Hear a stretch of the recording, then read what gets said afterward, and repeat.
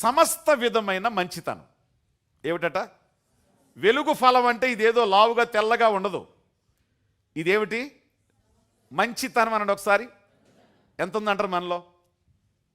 మంచోళ్ళకి మంచిగా ఉంటాం, చెడ్డోళ్ళకి సింహ స్వప్నం.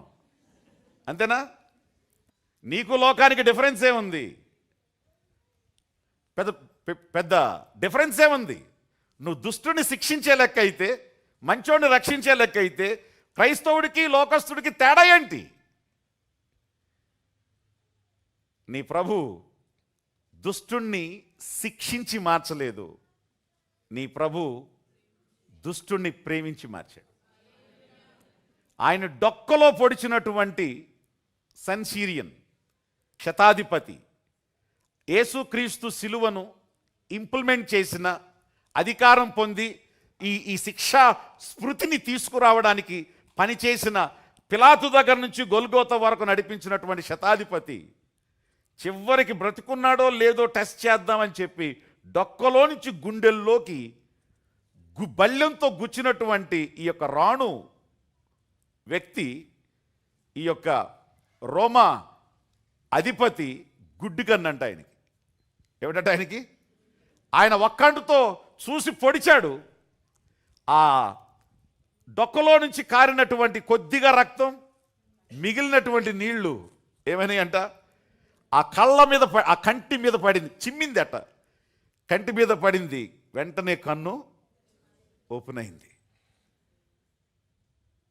ఇక ఎట్లుంటుంది? మనమైతే ఏంటి, అక్కడి నుంచే అంటే ఆడేమైపోవాలి, దెబ్బ కాలిపోవాలాడు. ఆ శక్తి కానీ ఉండుంటే, ఆ శక్తి ఆయనకి లేదా?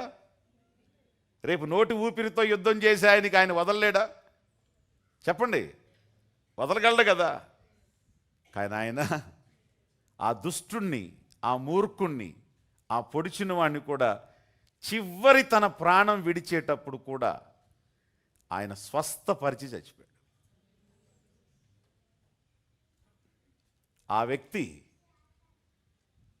రోమన్ పోలీస్ ఉద్యోగం వదిలేసి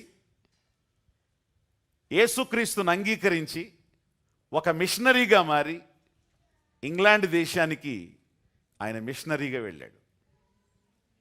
ప్రైజ్ ది లార్డ్. ఇంగ్లాండ్ దేశానికి ఒక మిషనరీగా వెళ్ళాడు తాను. ఏ వ్యక్తి అయితే యేసుక్రీస్తుకు సమాధినిచ్చాడో, అరిమత యోసేఫు ధనవంతుడు, ఎవరి సమాధిలో ఆయన పెట్టారో ఆ అరిమత యోసేఫు యేసుక్రీస్తును అంగీకరించి భోగభాగ్యాలు కలిగినటువంటి ధనవంతుడు ఇంగ్లాండ్ దేశానికి గూస్టన్బర్గ్ అనేటువంటి ప్రాంతానికి వెళ్ళి తన కర్రను పాతాడంట. ఆ కర్ర ఇప్పటికీ సంవత్సరానికి అది పువ్వులు కాయలు ప్రతి ఇయర్ కాస్తుందట.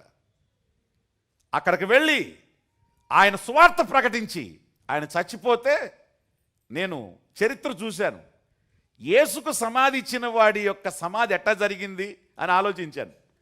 యేసుకు తన సమాధి ఇచ్చిన వాడి యొక్క సమాధి ఎంత ఘనంగా జరిగింది, ఎలా చచ్చిపోయాడని ఆలోచిస్తే, ఆయన చనిపోతే ఇంగ్లాండ్ 5 రాజులు వాళ్ళ భుజాన పెట్టుకుని ఆ శవపేటికను మోశారట.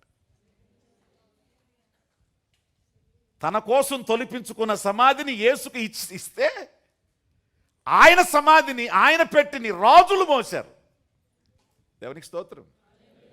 ఎందుకు ఈ మాట చెప్తున్నానో తెలుసా? జాగ్రత్తగా ఆలకించండి. మన యొక్క వెలుగు ఫలం జీవితంలోనే కాదు, జీవితంలో స్పష్టంగా కనబడుతుంది. ఆయన క్షమించి తన యొక్క ప్రేమను, తన మంచితనాన్ని చివరి వరకు చూపినటువంటి మహా గొప్ప దేవుడు. దేవునికి స్తోత్రం కలుగును గాక.